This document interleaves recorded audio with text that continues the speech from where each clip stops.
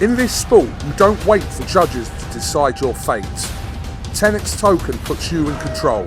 Stake instantly, speculate discreetly, and keep your moves private.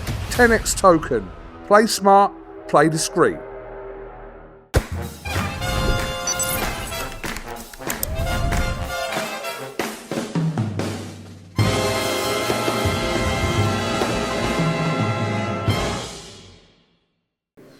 This is Joe Pugh for IFLTV. Frazer, this is a bit different today, isn't it? It's not your usual press conference setup, but it marks a kind of a new era for yourself, boxer, and heavyweight boxing. Fucking £6 of coffee over there, mate. Fucking don't know. It's all good. It's a bit different, yeah, and like I said, hopefully a sign of new beginnings. Bit of a fresh start, bit of a revamp, which I feel was needed. You know, been a difficult time for boxer and the company. But like I said in the press conference, they're fighting back. You know, I think it's a great show of intent for the company and for the people behind the scenes that work very hard, that probably don't get the mentions they deserve. I know our Ben Shalom takes a lot of shit, he takes a lot of the fawn, and he takes a lot of the credit as well. But you know, I think the whole team at Boxer do a very good job, and they have been trying to. It's difficult in environment, difficult industry, but you know, I'm just thankful that myself and the rest of the boxers get to fight again. That being said, Frazer, we do know it is a selfish sport. You've got to be selfish. You said that on the press conference, so it must have been frustrating certain times in between your fight against Tete and where we stand now.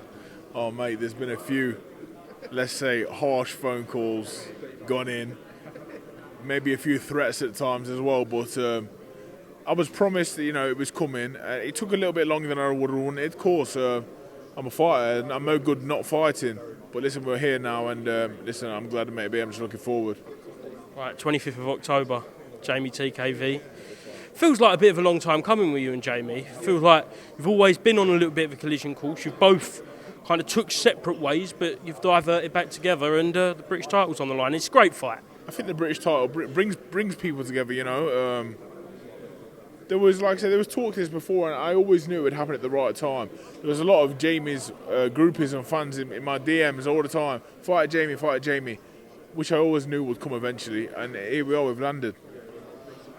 I know it's been nice between the two of you kind of today in the build-up, but there's a little bit of intensity there. When you was facing off, was there a little bit of a switch, maybe flick there? Listen, fighters will know this. You don't have to be nasty to be nasty. Do you know what I'm saying? It's not nice. You think I'm not going to try and put my fist through his head October 25th, you're absolutely wrong. But I don't need to be that guy walking in here, you know, snarling everyone, snarling Jamie, threatening to do this and threatening to do that. There's loads of dickheads out there like that. And it's just embarrassing because they always get chinned and they always get fucking punched all over. So I just think there's no point. The thing is, Frazer, that ain't you. No, so if you did do that, it'd just look fake anyway. What, mate? I'm not going to do that, am I?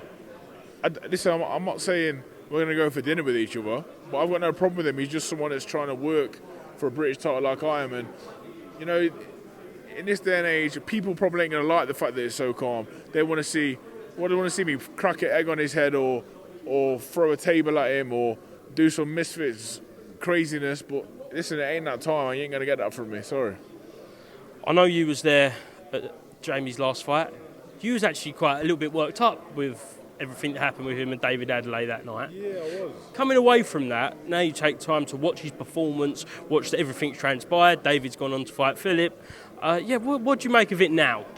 He did well. And he was winning the fight for me. But listen, he didn't walk away with the title. I've been there. It happens.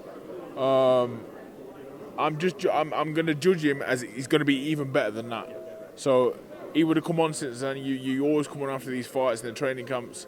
So I think he'd be a better fighter than he was then, and he was doing well. So I'm taking him so seriously.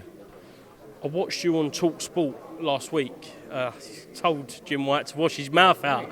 That was a bit of a strange comment from Jim. He kind of, for anyone who hasn't seen, he insinuated that this is your end goal, a British title, and when you do it on the 25th, that's it for you. And you know why? It just made me laugh because it was probably a few days before that. I could hear him and Simon speaking about Dave Allen, and if Dave Allen beats Makhmudov, what does he then go on to do? And I'm thinking, you must have short memories because I beat him not long ago, quite easily. But they're talking about him going on and talking about this being my goodbye party. So yeah, no, it was all light-hearted, but yeah, they're definitely wrong. There's a lot more in me yet.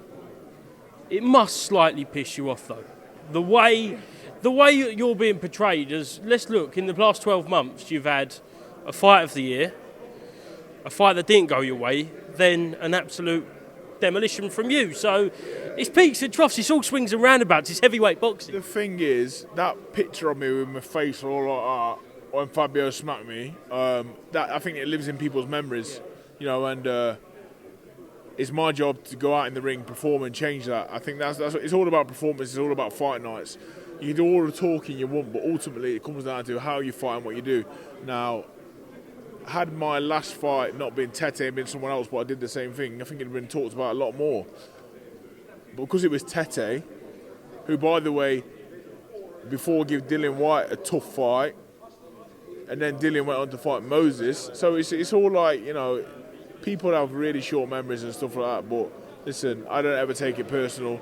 And you say it pisses me off. Not really. My job is to go in there, fight well, do well, and that will ultimately make people's mind up. Last one, Frazer. Up there you spoke about being a father. Your identity, father, fighter, what else makes Frazer Clarke, or is it just those two key things? Father, fighter, partner, family man. I run the firm for State Mill Swans Football Club around the corner from me. So, you know, home games, away games, we give it loads. I'm just a nice guy. Listen, what you see is what you get, and that's it really. I don't pretend to be anything I'm not. I am who I am. You either like it or lump it. If you don't like it, fuck off. Love that. And an absolute only fools and horses nut. Oh yeah, only fools, absolute love, mate. So there we go. There we go, Frazer. Best of luck, mate. See you soon, yeah.